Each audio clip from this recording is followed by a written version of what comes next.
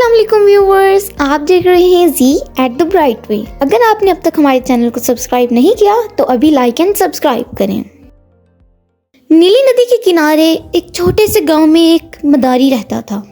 इस गांव के अतराफ दूर दूर तक जंगल फैला हुआ था जिसमें बेशुमार पगडंडियाँ बनी थीं। ये पगडंडियाँ मुख्तलिफ देहातों को जाती थीं। इस मदारी ने एक बंदर पाल रखा था। यही बंदर इसकी कमाई का वाहिद जरिया था। मदारी इसके करतब दिखा दिखा कर पैसे कमाता और अपने बच्चों का पेट पालता।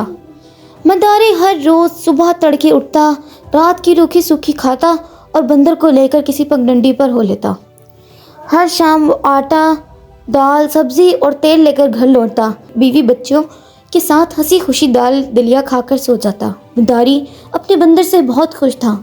इसकी बीवी दिन भर जंगल में घूमकर बंदर के लिए जंगली फल इकट्ठे कर लाती और शाम घर लौटने पर इसे खाने को देती। थका हारा बंदर थोड़ी देर मदारी के बच्चों के साथ खेलकर सो जाता। ईद के त्यौहार दोनों में मदारी खूब कमाता। इन दिनों बंदर को भी बड़ी मेहनत करनी पड़ती। इन दिनों की कमाई से मदारी अपनी बीवी और बच्चों के लिए नए कपड़े बनवाता और ज़रूरत की चीज़ें भी खरीदता।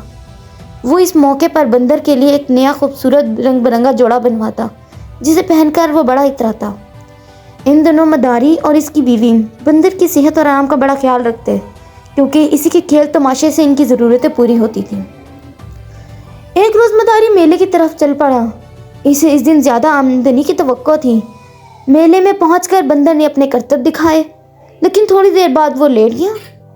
बात यह थी कि बंदर परसों से नाच रहा था और अब वो बूढ़ा हो गया था, इसलिए ज़्यादा देर तक करतब नहीं दिखा सकता था।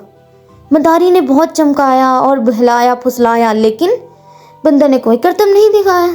इस पर इसे बड़ा ताव आया। इसने इसे खूब पीटा। आखिर थक हार कर मदारी घर लौट आया। वो बड़े गुस्से में था। घर लौटते इसने अपनी बीवी से कहा कि वो कल बंदर को गोंडों की बस्ती में ले जाकर बेच देगा। वो इसका गोश्त खूब मज़े ले लेकर खाएंगे। बीवी के पूछने पर इसने बताया, आज बंदर बिल्कुल नहीं नाचा। मदारी की बीवी को ये सुनकर बड़ा दुख हुआ। इसने शौहर को समझाने की कोशिश की कि वो बंदर से नाराज़ ना हो, आखिर इतने साल से वो हमारी खिदमत भी तो कर रहा है। लेकिन मदारी ना माना। इसने गवंडों के सरदार से जाकर बात कर ली कि वो सुबह आकर बंदर को ले जाए। बंदर ये सुनकर सख्त परेशान हुआ। इसे बड़ा दुख था कि मदारी इसकी ज़िंदगी भर की खिदमत का ये सिला दे रहा था। अब वो बूढ़ा हो गया तो इसे आराम देने के बजाय लोगों का निवाला बनाया जा रहा है। यही सोचते सोचते वो थक कर एक कोने पर पड़ा रहा। इसने कुछ भी नहीं खाया। मदारी भी जल्द सो गया। इसकी बीवी बहुत देर तक इसे समझाती रही, लेकिन वो अपनी बात पर अड़ा रहा। यही बात करते मदारी की बीवी सो गई और वो आज घर का दरवाज़ा बंद करना भी भूल गई। बंदर की आंख अभी नहीं लगी थी। वो कोने में पड़ा अपनी किस्मत को रो रहा था। जंगल से दरिंदों और दूसरे जानवरों की आवाज़ें आ रही थीं। अब चांद निकल आया था और दूधियाँ चांदनी में हर चीज़ साफ नज़र आ रही थी। इतने में बंदर ने कुछ आहट सुनी।